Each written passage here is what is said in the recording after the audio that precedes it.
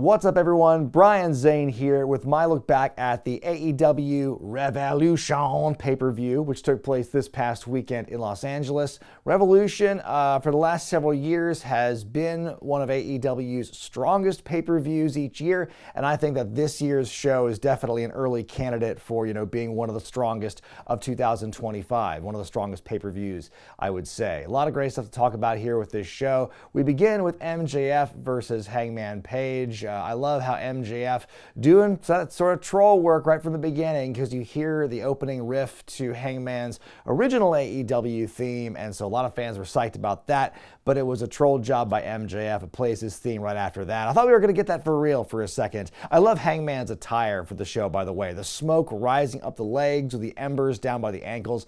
Very cool look here. A lot of great back and forth in this matchup here, and the real turning point comes when MJF hits that powerbomb into the single knee backbreaker. That always looks brutal. And then, man, the disrespect by MJF here with the giant pelvic thrust in the face. MJF follows up with the spit and an eye poke, just dishing out all the heel offense for a while here. Hangman hits that big moonsault to the outside.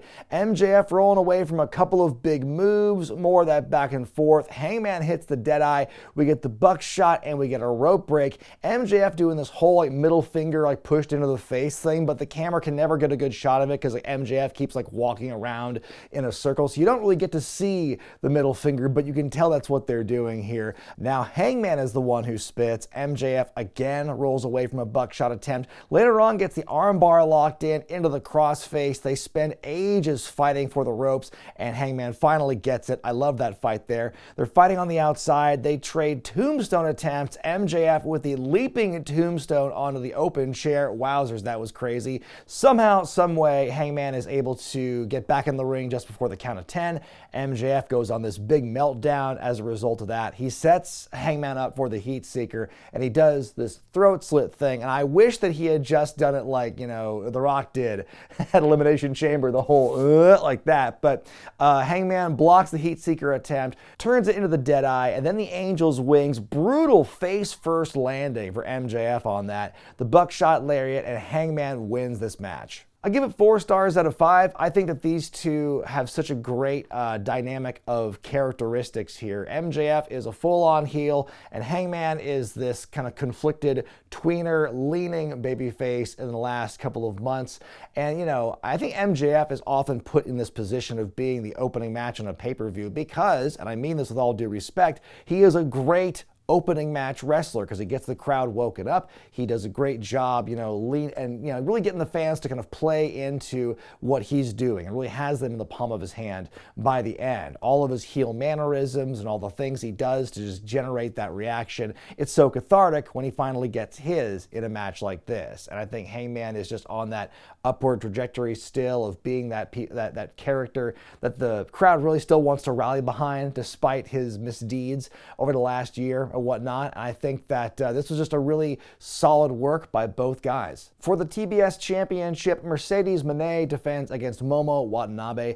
The quick breakdown I can give for this matchup, it's really a battle of the Meteoras because both ladies implemented this move in their arsenal fairly frequently in this one. But, a lot of the stuff they did in between those Meteoras was also a lot of fun to watch. There was one actually really cool counter that Mercedes did, countering the Meteora attempt into a crossface. Very impressive. They're fighting on the apron. It turns into this sunset flip powerbomb. Partway through the match, we see Billie Starkz up in the stands, taking notes. She is the young prodigy who has been aligned with Athena in ROH for a long time lately and has been kind of popping up on regular AEW programming as of late. I've never seen someone get suplexed into the Tree of Woe before, and Mone just gets the crap kicked out of her while she's hung upside down. My favorite Tree of Woe move, by the way, is the running spear into that. That was one of my go-to combinations, playing No Mercy and Revenge. Momo continues her run. She gets some big old kicks. Another Meteora, huge one into the apron. We get dueling chants. Mone hits a big power bomb and we get a kick out. Momo with a kick that looked like it got Mercedes square in the jaw. They recover and Mercedes hits the Mone maker into the submission. Momo taps out. Mercedes wins and retains. Meanwhile, Billie still takes notes. I give it 3.5 stars out of 5. I think it was a strong match for what it was, where you go into it feeling pretty confident as to who's going to win this. I still think it was pretty entertaining nonetheless. It does get kind of repetitive after a while. I do think that Mercedes and Momo showed me all the different variations and different ways you can hit meteors here. And they seem to be implying that Billie Starkz may be the next one in line to challenge Mercedes, or may even be the one, could she be the one to knock off Mercedes? I don't know about that, but she does seem to be the next one in line based on how we've seen her on TV as of late. And that could be a good matchup. Starkz and Mone, I'm definitely curious about that one. Up next, a match for the #1 contendership for the AEW World title. It's Swerve Strickland versus Ricochet, who lately stole the embassy robe from Swerve and Nana, and he's further defiled the robe by putting his logo on the back of it, as we saw here. I think that it's been a great storyline, a great redemption for Ricochet when you consider, his trajectory since arriving in AEW last year. Not very popular in some circles, but I think him getting to branch out and be this pseudo-psychotic heel character, this kind of try-hard heel, so to speak, someone who's kind of looking for acceptance, and then kind of freaking out when he doesn't get it. I think it's been working for him, and I think he's gotten a chance to really kind of flex his burgeoning promo muscles here. But you see, as he's making his way out, you see a lot of the stars are here in LA for the show. You see Ken Jeong and Paul Walter Hauser and Leslie Jones. I'm pretty sure I saw Will Sasso in the crowd a couple of times tonight. Then after Ricochet makes his entrance, we see a guy on stage doing a drum solo, and then he tries to play the drums alongside Swerve's theme, and it does not work. I don't know what they were going for here, but of all the different special entrances and live performances we've had along with theme music, this is probably one of the weaker ones I've seen.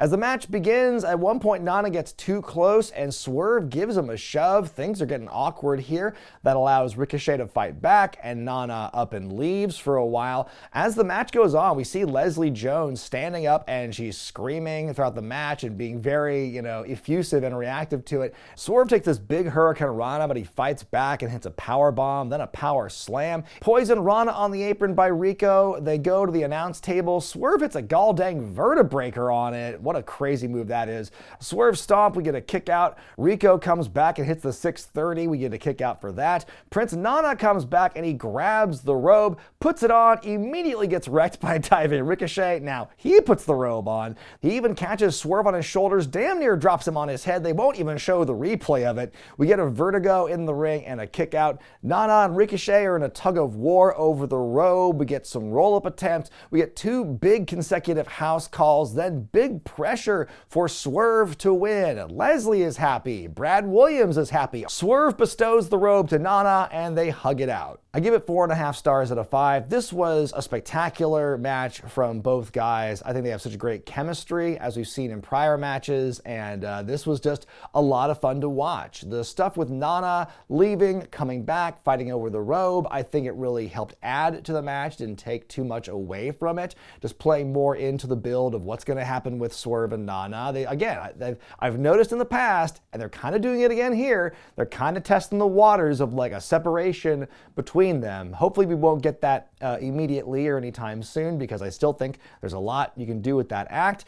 But, either way, I think this was a really well done story and a great blow off to the feud. And I've always said, when a wrestler turns heel, it's always that next storyline, that next program after the big heel turn and the big feud, to see what comes next and to see, how it's going. And so I think Ricochet is in a good first step with this big heel turn, but now we got to see what comes next. Up next, Brody King from the Hounds of Hell challenges Kazuchika Okada for the Continental title. I'm pretty optimistic about how the Hounds of Hell will do in a post-Malachi Black world. I liked their dynamic and their vibe even before Malachi left the company officially. And so now that they're on their own and they're doing their own thing, I hope that that momentum can continue, because I think it's a pretty solid act. And anyway, this is a match I definitely didn't know that I needed until it was happening. This is just it's practically a hoss fight, because, Okada is such a big frame, not nearly as physically imposing as Brody King, but these guys both still hit hard. Brody is just chopping the shit out of Okada's chest as this match goes on, and Okada just turns beet red. There's some fighting on the outside. Shout out to the guy in the front row who brought the piece of cloth with his dog's face on it. And my goodness, King with this running cross body into Okada, into the barricade that barely gives. I mean, that more than anything else looked pretty brutal in this matchup. Okada dinks Brody with the championship belt. It's still not enough. King stops the Rainmaker attempt with a lariat of his own. That was pretty nice. Okada ends up getting that Rainmaker off in the end, though, and wins to retain the championship. I give it 4 stars out of 5. I love a good slugfest. I just love how physical these two got as the match went on. And this, there's a lot of matches on this card, so there were a couple that were going to slip through the cracks for me in terms of ones I was particularly, excited for or anticipating. So this one kind of caught me off guard in a way, but it was an unexpected delight. I hope Brody gets more, singles gold opportunities in the future. This is another one where I felt, well, you kind of have an idea of where it's going to go, but I think this was just, a solid slugfest. It was a lot of fun for me. And speaking of fun, I love the Outrunners gimmick. I think it really just fits my exact style of what I want in kind of a lighthearted act in wrestling, and I think they just really fit that niche perfectly for me, and they are really lambs being sent to slaughter here as they are challenging the Hurt Syndicate for the AEW Tag Team titles. One of my favorite bits of commentary on the show comes early on, where I think Toni Schiavone asks Nigel, what would your strategy be against the Hurt Syndicate if you're the Outrunners? And Nigel goes, I don't know, poison them? The Outrunners start with some good light attacks, but reality sets in pretty quickly for them, and the champs take over. Lashley with this huge power slam to Truth Magnum and a big kick out. Nigel is busting out a lot of his best Jerry Lawler-isms, I guess is the best way to put it. Just these phrases and these one-liners that you could definitely hear the King have said about 20 years ago. Chance to talk to Truth Magnum earlier tonight. I asked him if he was named after a condom. He said, condom? What's a condom? 2 Hopes, Bob Hope and No Hope, and Bob Hope's dead. Turbo Floyd gets the hot tag, and the Outrunners get their shit in for a bit. MVP doing some great manager stuff, just shouting constantly.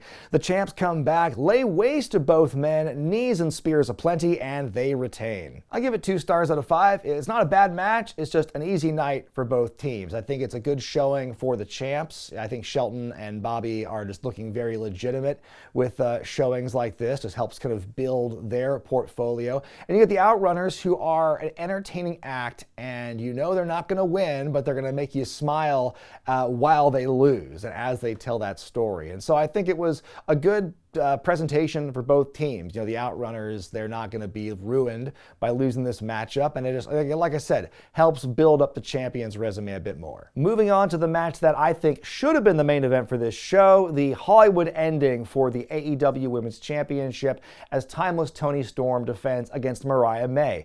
Look, AEW, you're not going to get another women's feud that is this good for a very long time. And hell, it's one of the best storylines that AEW has ever had. So if there was ever going to be a time to have the ladies main event a pay-per-view for a story that is as interesting as theirs in a location like LA, the Hollywood ending, it seemed like a natural fit, but c'est la vie. It's here where it is on the card. But man, what a story they've had. Just some of the lines that we've gotten and some of the dialogue we've had alone has been great. That face-off with the two of them on Dynamite where Toni says, I sentence you to a lifetime of mediocrity, is just an all-timer of a line here. And Jim Ross is on the call for this matchup. They're off to the races from the beginning. They're brawling on the stage. Mariah gets out a taser. Holy shit. Oh no, Luther, don't get drop-kicked right in front of that table full of glasses. We get a big double choke slam off the stage through a table. They fight their way back to the ring, a pile driver on the steps, and that makes Toni bleed a lot. Mariah with this running hip attack with a chair assist in the Tree of Woe. Dang, well, I have to say, that is quite the step up from, my idea of a badass move in the Tree of Woe. Then they each pull out a bucket of broken glass from under the ring with some double-sided tape, and I literally, when I saw that, went, I was so excited. I was chanting, Taipei, Indian Death, Taipei, Indian Death, in a room with nobody else, by the way. I was just that excited by this moment because holy shit, we're going to get the tape and putting the broken glass on it. Oh man, I can't believe they're going to go there. Sadly, it does not last very long. I think maybe they each take like 2 swings before the tape just kind of falls off their hands. But we do get some more just broken glass spots, which were cool. Toni stabbing Mariah in the head with a bottle. Then she gets hit right in the baby maker with another bottle. They trade big old finishers. They kick out. Toni grabs the shoe. They fight their way back to the stage. Toni whips Mariah with a title belt. You can see their stars on the stage. I love this. They're fighting their way to Chekhov's themed table. The shoe attack storms Zero through the table. Toni wins, and they're collapsed on the stage, as you see on the screen. The end. Now that is a 5-star performance. What a beautiful way to blow off this feud. That should have been the end of the show. Honestly, if this and the world title match were swapped, I think we'd have much higher praise for how the show wrapped up. And this was just, it was crazy. I think one thing that AEW, one of their biggest strengths over the last year or two, have been, women death matches, especially on pay-per-view. Like, they just knock it out of the park each time, and this is no exception. I mean, what a great way, what a great journey they took us on, not just in all the build to this, but in this matchup itself. It was great. For the international title, Konosuke Takeshita defends against Kenny Omega, the man who he beat twice in a 7-day period a couple of years ago. But a lot's changed for Omega since then. He was taken out with diverticulitis, and this is one of his first big matches back. And you got Don Callis joining in on commentary for this one. And speaking of the diverticulitis, Callis brings that up a lot in this. He says that Omega has a ticking time bomb in his intestine. But these guys are fast and furious from the get-go. Omega with a big dive to the outside. One of my favorite bits here is when the referee's distracted and Callis goes, "Oh, something's going on here." And he takes off the headset and just jumps Omega on the outside. That was a great way to set up a manager attack. And like I said, the big story in this matchup is Omega's tum-tum. It is a constant source of attack because every time he wrestles, that diverticulitis, she's acting up again. At one point, Takeshita pulls out a table from under the ring, and my first thought was, are they really going to have 2 matches in a row with a table spot, especially considering how integral to the story the table was in the previous matchup? But they actually did something different for this one, and I applaud them for that, because instead of just breaking the table in half like you normally see, Takeshita, who's beating up Omega on the outside, just suplexes and drops him tummy first into the edge. So kudos for them. Konosuke misses the big top rope senton. Omega hits a few of his big ass knees, hits this insane vaulting sunset flip powerbomb off the top. Takeshita with the tombstone stands up and holds on, drops him again. Kenny kicks out. Kenny full of fighting spirit and keeps kicking out. That's awesome stuff. We get a series of pin attempts. Omega with the final edge to get the 3 count and win, and he is the new international champion. 4 stars out of 5 for me. This is another kick-ass match on the show. Very physical. I liked the way they incorporated Kenny's wounded tum-tum and the diverticulitis. Again, I really applaud the way they did a different kind of table spot there. I think it was, the selling the stomach, it's a very visceral thing, and it just adds this extra drama and sympathy for him as he wrestles. It's just a great extra device for his arsenal. And I think that, these guys just laid into each other. It was very entertaining. And Omega as a champion, especially, again, kind of looking at the rest of the card and seeing where the world title situation is, it's good to have, Omega back as a primary champion, because I think that's going to be a good way to kind of bolster what's going on in the world title situation. Spoiler alert. It's time for the Salad Steel Cage match as Kyle Fletcher takes on Will Ospreay, who is another victim of the special pay-per-view entrance syndrome we have on this show.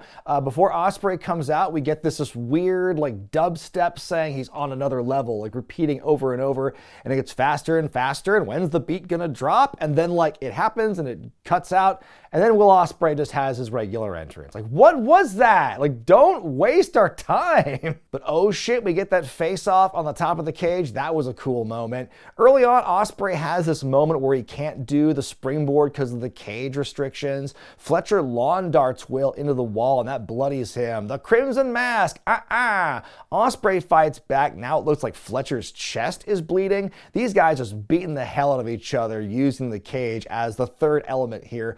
Kyle hits this all-time powerbomb onto Ospreay. We have so much blood. Kyle with all these kicks to the face. He wipes the blood off the kick pad and he licks the blood. As Ospreay gets up, he gets some kicks in and he licks the blood. Crazy sequence where Ospreay blocks the Styles Clash and hits a DDT. We get this double down. Then Mark Davis making his way to the ring with a bag of goodies. He, of course, is the former partner of Fletcher and Ospreay in United Empire. He's been kind of the gopher or kind of the subservient in the Don Callis family. He seems very conflicted by what he's been doing lately, so how is this going to play out? He's using bolt cutters to try and enter the ring, but Ospreay kicks the door in his face. A barbed wire bat is pulled out of the bag by Ospreay. A shot to the tum-tum, then to the back. Not the face. Yes, the face. Kyle pulls out the old UE armband. Ospreay won't be fooled at first, but he takes a low blow anyway. Kyle wipes the blood with the armband and shoves it into Will's mouth. We get the hidden blade and the Stormbreaker, but Mark Davis runs in and breaks up the pin. All looks lost for Ospreay, but he's able to fight off Aussie Open. He hits the Oz Cutter off the cage wall. Fletcher climbs up top and produces a screwdriver. He jabs Ospreay in the head, then he licks the screwdriver. Get a couple of brain busters, one on the chair and a kick out. Then Kyle gets out a bag of thumbtacks, which if we didn't just have the broken glass 2 matches ago, then I would think, yes, it's time for the thumbtacks. But again, I see this happening and I'm immediately going to, didn't we just see this in another match? Anyway, it becomes his undoing. Styles Clash crotch first into the tacks. Somehow he kicks out. We get a damn Spanish fly off the top of the cage. They both get up. Fletcher swears at Will. Ospreay hits the hidden blade, gives Kyle an all-time wedgie, and the Tiger Driver 91, the win for Ospreay. I'm going to give it 4.5 stars out of 5. I think this was a terrific blow-off. It was very violent. It was very dramatic, and there were callbacks, and I think it was just a really well-done closing chapter to their feud. But my nitpick is, I just think it rang a bit too close to the Hollywood ending, which also had lots of blood. It also had the stuff that were very akin to thumbtacks, where it's the same basic principle. It's like, oh, it's on the ground, they bump and they go, ah, and like, that's the same thing. And so I think, I've said it before, that when you have similar elements like that in a show, they kind of take away from each other. And so I wasn't a big fan of the similarities there. I think if you just had that match on its own in a different show, or you didn't have it so soon after the Hollywood ending, I think it would be a bit stronger. But besides that, I still think it was a crazy balls to the wall matchup, and they definitely earned the praise of the people there in attendance. It was a crazy ovation when it was over, and yeah, it's a wild ass match. And so, not taking too much away from it, I just think that as a standalone, but I think there was just too many close similarities to the women's match we had like 2 matches earlier. And then we go to ringside, where some of the stars of the Queen of the Ring movie are watching the show, and one of the actresses says, "One thing I learned about pro wrestlers, y'all know you're gonna win before anybody else does. So thank you for teaching me that." Ooh, that was a little awkward to say at a wrestling show. I mean, I get the intent, I get the message that she was trying to deliver, because the way the director kind of like tossed her the question is like, what's the message of the movie? What's the message? It's like, well, you believe in yourself. You know, you believe that you're the winner before anyone else does. Like, I can get that. I know that's the message and the moral they're trying to share, but ooh, the way that whole thing was delivered, at the time it was, at the place it was, that was pretty oof. That was bad. And speaking of pretty oof, time for our main event. For the AEW World Championship, Jon Moxley defends against Cope, who has spent the last several weeks on TV systematically eliminating the other members of the Death Riders, so Moxley is all by himself. And you can see that in his mannerisms. He has this very much kind of paranoid, jittery look about him at the beginning of the match. It does seem reminiscent to me of like paranoid Stone Cold from 2001 when he is the leader of the Alliance. And it's not necessarily a compliment. It seems more like it's less of a loving tribute and more kind of a put upon, the way Moxley is acting this out. And so the match begins with a single deuce, then they just trade dozens of strikes. I wonder if they were hoping to get a big swelling reaction the longer they were doing it, but it never came. And so they just kept doing that for a while to apathy and then just moved on to the next thing. Copeland with this big diving attack, which terrifies me considering how he got hurt in the first place.